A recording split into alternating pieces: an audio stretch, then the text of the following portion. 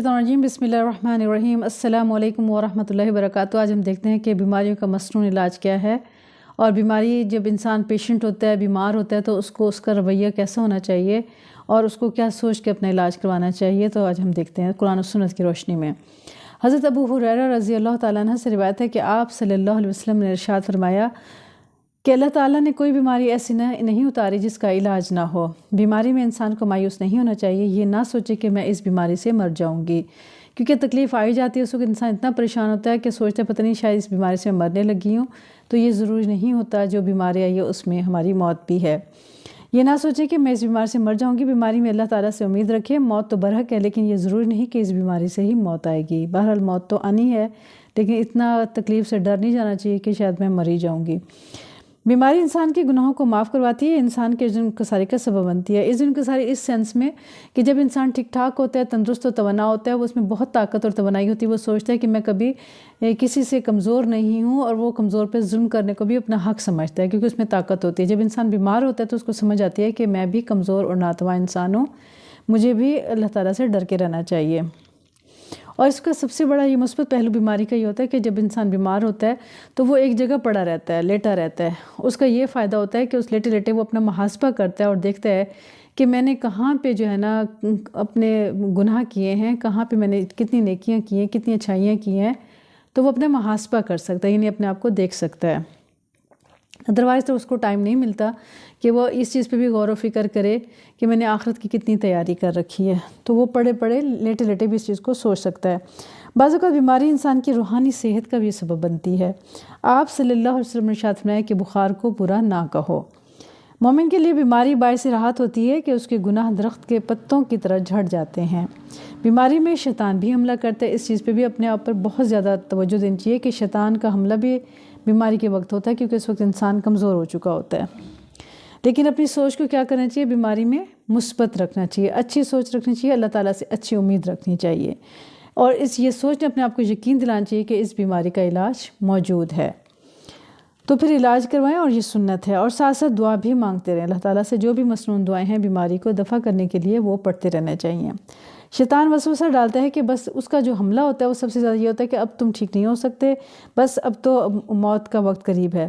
لیکن آپ صلی اللہ علیہ وسلم نے فرمایا کہ ہر بیماری کے ساتھ اس کا علاج بھی اللہ تعالیٰ نے پیدا فرمایا ہے، بس دعا اور دوا دونوں چیزیں ہونی چاہیے، یعنی آپ میڈیسن لے رہے ہیں، علاج کروا رہے ہیں، تو ساتھ ساتھ ہمیں اپنی دعائیں بھی مانگتے رہنا چاہیے، تاکہ دونوں کا کمبینیشن ایسا ہے جس سے انسان کو صحت حاصل ہوتی ہے۔ بعض اوقات بڑی بیماری کا علاج چھوٹی سی چیز میں اللہ تعالیٰ نے شفا رکھی ہوتی ہے، یعنی بڑی بیماری ہوتی ہے لیکن چھوٹی سی علاج سے انسان ٹھیک ہو جاتا ہے۔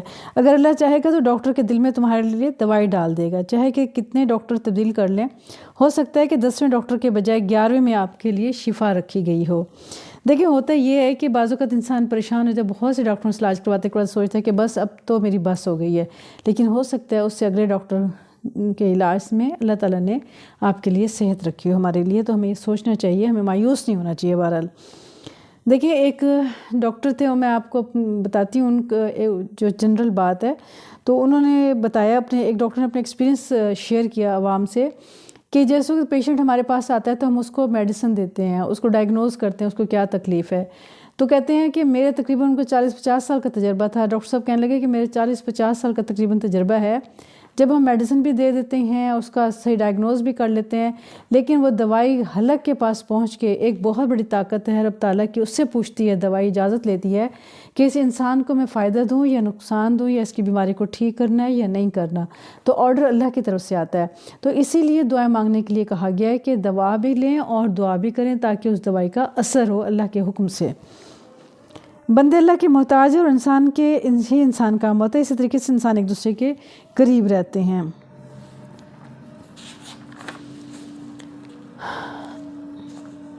کسی بھی مسئلے میں مایوس نہیں ہونا چاہیے، بس مسئلے کا حل کریں، اس کا علاج کریں۔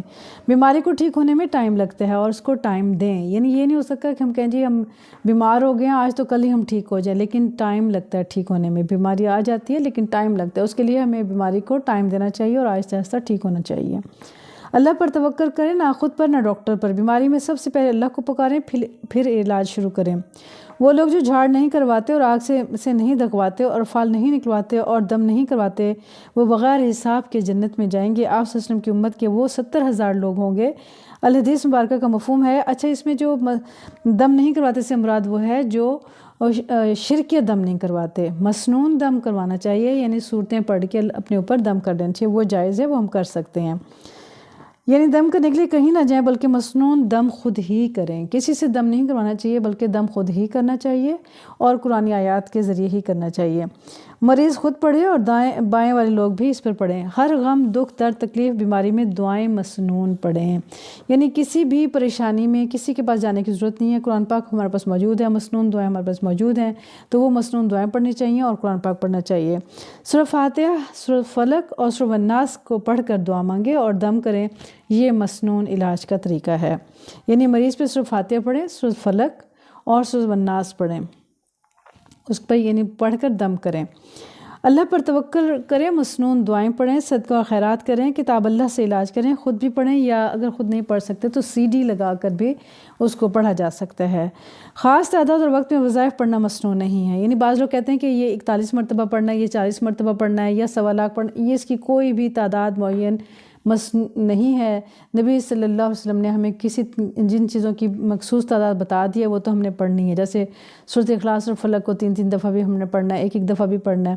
لیکن جن چیزوں کی ہمیں تعداد نہیں بتائی تو جن کا ذکر تعداد کا نبی صلی اللہ علیہ وسلم نے نہیں کیا تو اس کی تعداد کی ہم نے بھی فکر نہیں کرنی ہے، ٹھیک ہے؟ تو وہ جتنا آسانی سے ہو سکے وہ پڑھ لیں۔ انسانوں کی بنائی پابندیوں پر سختی سے عمل کرنے کی ضرورت نہیں ہے، بس یقین اور دل کی گہرائی سے پڑھ کر دعا مانگیں۔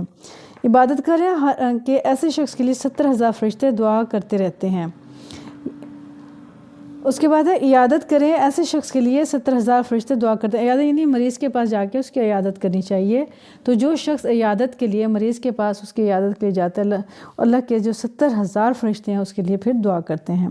مومن کے لیے خواب مباشرات یعنی خوشخبریاں ہوتی ہیں، اور غلط خواب کسی کو نہ بتائیں بلکہ صدقہ کریں اور اثر غلط زائل ہو جائے گا۔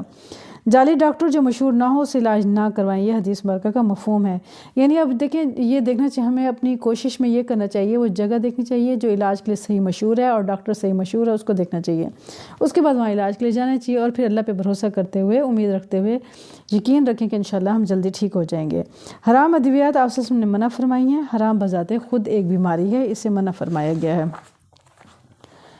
الکحل سے علاج منع ہے، الکحل سے علاج نہیں کرنا۔ شہد کلونجی میں شفا ہے، زمزم میں شفا ہے۔ عجوہ کھجور کا ایک دانہ روز کھائیں تو زہر اور جادو کا اثر نہیں ہوگا۔ کہیں پہ بعض حدیث میں 7 کھجوروں کا بھی ذکر ہے۔ بخار کے مریض کو زمزم کے ساتھ ٹھیک کریں۔ بخار میں سردی کے وقت 3 دن نہلائیں، حدیث مبارکہ کا مفہوم ہے۔ گائے کا دودھ لازماً پئیں، صحت کے لیے اچھا ہے، حدیث مبارکہ۔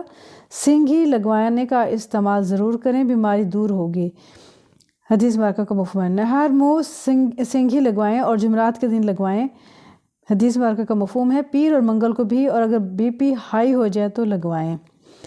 بچنے لگوائیں سینگھی، یعنی وہ یہ چھوٹے چھوٹے کیڑے ٹائپ ہوتے ہیں وہ جو خون چوستے ہیں، ان کو کہتے ہیں سینگھی لگوانا، سینگھی بولتے ہیں۔ عود ہندی سے علاج کریں نمونیا کا۔ ران کے اوپر کا حصہ جنگلی بکرے کی ہڈیوں کی تکلیف دور ہوگی۔ ران کے اوپر کا حصہ جنگلی بکرے کا، یہ جنگلی بکرے کی جو ران ہوتی ہے نا، اس کے اوپر والا حصے کی اگر یخنی بنا کے پئیں تو ہڈیوں کی تکلیف سے دور ہوگی۔ ہڈیوں کی تکلیف کے لیے یہ بھی حدیث مبارکہ میں ہمیں بتایا گیا کہ جنگلی بکرا ہو، اس کی ران کا اوپر والا حصہ لیں اور اس کی یخنی بنا کر پئیں، تو یہ ہڈیوں کے لیے بہت مفید ہے۔ تلبینہ مریض کو کھلائیں، غم اور تکلیف دور ہوتی ہے۔ پرہیز علاج سے بہتر ہے، امید اور حوصلہ سے کام لیں، ہمت اور حوصلہ اور امید سے بیماری کا مقابلہ کریں اور عزم رکھیں کہ میں اس تکلیف کو اللہ کے حکم سے ٹھیک کر کے رہوں گی۔ اگر بیمار ہوں تو بھول جائیں کہ ہم بیمار ہیں، بلکہ خود کو مصروف رکھیں، مثبت سوچیں اور خود کو مضبوط رکھیں۔ یعنی بیماری اور تکلیف تو اللہ کی طرف سے آ جاتی ہے، پھر اگر ہم پریشان ہو جاتے ہیں تو وہ تکلیف زیادہ بڑھ جاتی ہے، تو ہمیں اللہ پہ یقین اور بھروسے کے ساتھ اپنی بیماری کا مقابلہ کرنا چاہیے، تکلیف کا مقابلہ کرنا چاہیے، دعائیں پڑھنی چاہیے اور علاج کروانا چاہیے۔ اللہ تعالیٰ ہمیں قرآن و سنت کی روشنی میں اپنا علاج کرنے کی توفیق اور سعادت نصیب فرمائے اور تمام بیماری سے تمام مریضوں کو شفائے کاملہ عطا فرمائے، اور اللہ ہمیں پکا سچا مسلمان بنائے اور علم کے ساتھ عمل کرنے کی توفیق اور سعادت نصیب فرمائے۔ آمین یا رب العالمین۔ السلام علیکم ورحمۃ اللہ وبرکاتہ۔